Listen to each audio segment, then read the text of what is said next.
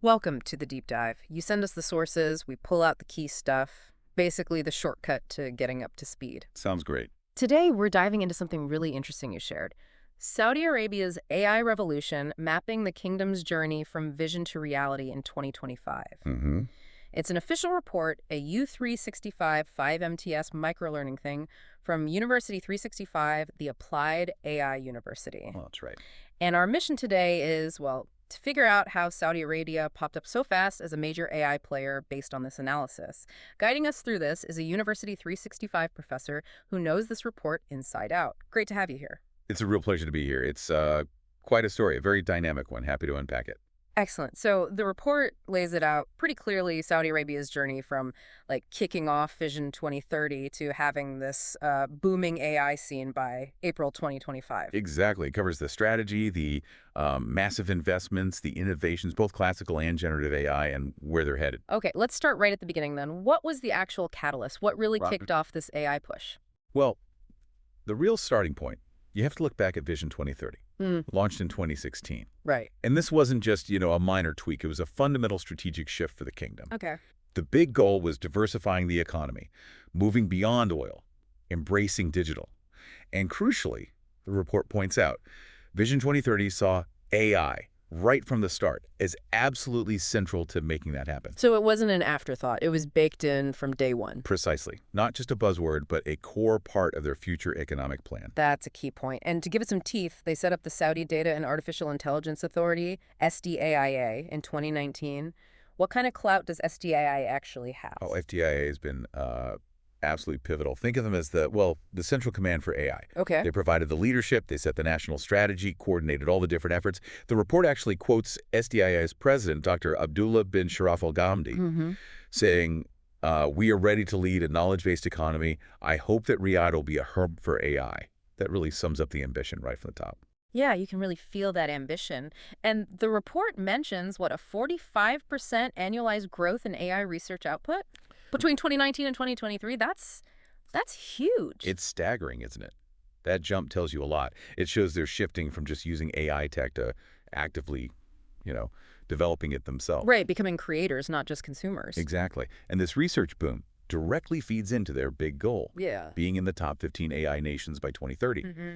Plus, the report connects this to actual targets like training 20,000 data and AI specialists and getting over 300 AI startups off the ground. It's a whole ecosystem approach. Building the people and the businesses, not just the tech.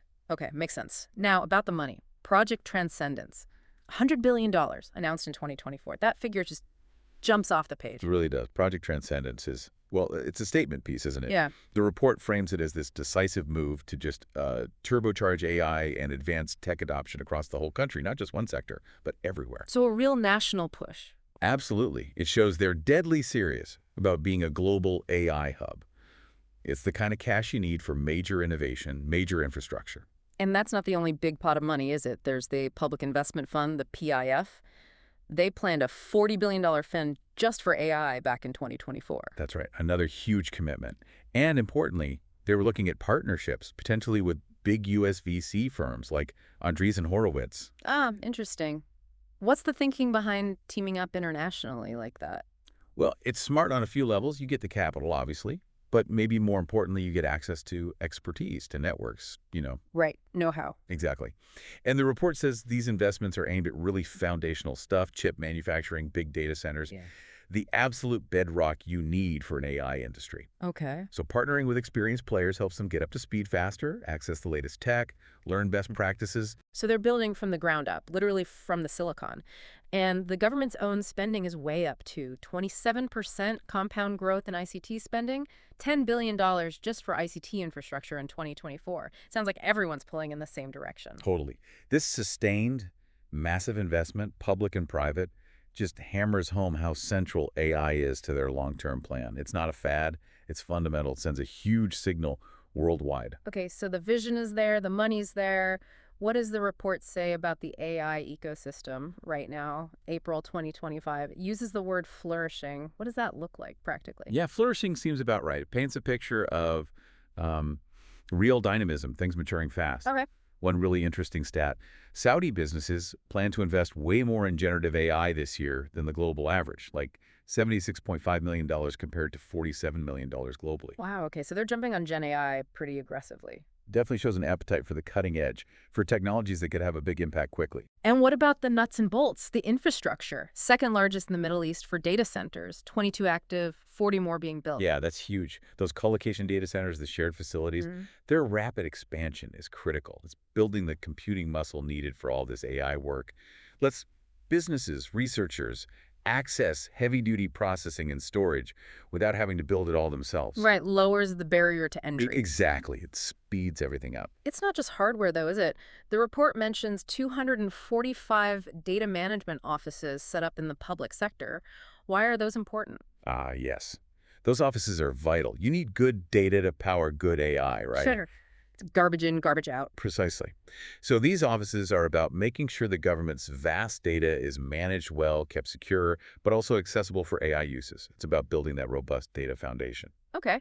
And interestingly, the public seems pretty switched on. 75% of Saudis understand AI concepts, 64% know specific applications. That seems quite high. It is remarkably high. It suggests they've done a good job educating people about AI, its potential, what it means. What's the benefit of that? Well, public understanding helps drive acceptance, adoption. People are more likely to embrace AI in daily life, maybe pursue AI careers if they understand it. An informed public is a real asset. In feeding that pipeline, 86% of universities offer AI programs, 42% focus specifically on AI. That's serious educational commitment. Absolutely. Building that local talent pool is crucial for the long game. You need skilled people, researchers, developers, deployers. Reduces reliance on outside help eventually. Exactly. Fosters homegrown innovation. Now, the report really flags generative AI, especially developing Arabic language models. Yeah. Why the specific focus there? Why is that so key for Saudi Arabia? Well, think about it. Arabic is the language of the region, spoken by hundreds of millions. Right. So developing Gen AI that truly understands and generates Arabic, not just formal Arabic, but dialects too, is essential for creating relevant, localized AI tools. Things like chatbots, content creation. Exactly. Customer service, research tools, education, everything. Western models often just don't cut it for the nuances of Arabic language and culture. And there are specific programs like Gen AI for All via the Digital Cooperation Organization. What's that about? Yeah, Gen AI for All is a collaborative push. It's about working together across member countries to boost Gen AI responsibly. Wow. By supporting research, especially in Arabic NLP, sorting out governance and ethics, raising awareness, and building up the technical skills across the region, it's about shared progress. And the Alam app gets a mention, the first Saudi beta app for Arabic conversation. Sounds like a real step. It is a tangible step, yes. Having access to, what, hundreds of millions of specialized Arabic articles? Yeah. Launching it at the Generative AI Forum really showcased their progress in building user-friendly Arabic AI. It lets people interact with AI in their own language. And it's not just standard Arabic, right? You mentioned dialects. The report points to local companies like Lucidia building models that get Arabic dialects and even slang. Yes, and that's absolutely critical. Arabic varies hugely region to region, conversationally. For AI to work well in everyday situations, it has to grasp those differences. So Lucidia's work on models that understand dialects and slang is vital for making that human-AI interaction feel natural and actually work. Okay, shifting slightly. The report talks a lot about classical AI too, not just Gen AI. It says 81% of government bodies reported significant service improvements by 2025 thanks to AI. That's a high number. It is very high. It shows a strong push from the government and a real belief in AI's power. To boost efficiency, deliver better services, make smarter decisions. And it builds on that digitization effort. 97% of government services digitized. Exactly. That digitization, which put them fourth globally on the UN's eGov index, created the perfect environment to then layer AI on top for optimization. The Tawakalna app is the big example here, isn't it? Started with COVID. Now it's this huge hub with 600 plus services. Yeah, Tawakalna is a fantastic case study. It shows how AI can really change how citizens interact with the government. How does AI work in an app like that? Well, likely in several ways. Personalizing the experience, maybe suggesting services you might need, improving search, powering chatbots for instant help, probably multiple languages, Right, it supports 7 languages, accessible in 77 countries. which itself likely uses AI for translation and localization. It's a really sophisticated platform now. And it's happening in industry, too. Transportation, SAP TCO, using AI for autonomous buses, route planning, predictive maintenance. Precisely. In transport, AI can crunch data to optimize routes based on traffic, predict when a bus needs maintenance before it breaks down. Saves money, avoids delays. Definitely. And it paves the way for things like autonomous vehicles aiming for safer, more efficient transport overall. Healthcare, too. The Ministry of Health using AI for predicting diseases, personalizing medicine, managing resources. That sounds potentially game-changing. Oh, absolutely. In health, AI analyzing patient data can spot patterns, predict outbreaks, tailor treatments to individuals, allocate hospital beds or staff more efficiently. Better outcomes, hopefully. That's the goal. Yeah. Better outcomes, more efficient care, maybe even catching serious illnesses earlier. Okay, the report also touches on the research side again, mentioning the International Center for Artificial Intelligence Research and Ethics iCare.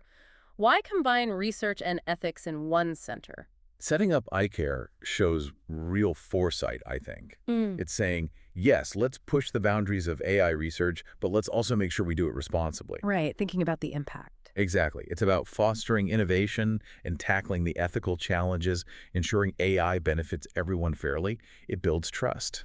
And SDAIA's own State of AI report lays out 7 pillars for their strategy. It sounds very structured. It is. Those 7 pillars covering everything from policy and investment to infrastructure, data, talent, research, and adoption. It's a really comprehensive framework. Which explains why they ranked first in government AI strategy on the Global AI Index. Yes, that top ranking reflects how well thought out and coordinated their national approach has been. So looking forward, the report talks about phase 3 starting in 2025, still focusing on Gen AI for Arabic, NLP, using AI in business, education, ethics. Seems like they're doubling down. It really does. Phase 3 looks like an acceleration, building on what they've already achieved. The continued focus on Arabic, Gen AI, and ethics is key. And the big targets remain.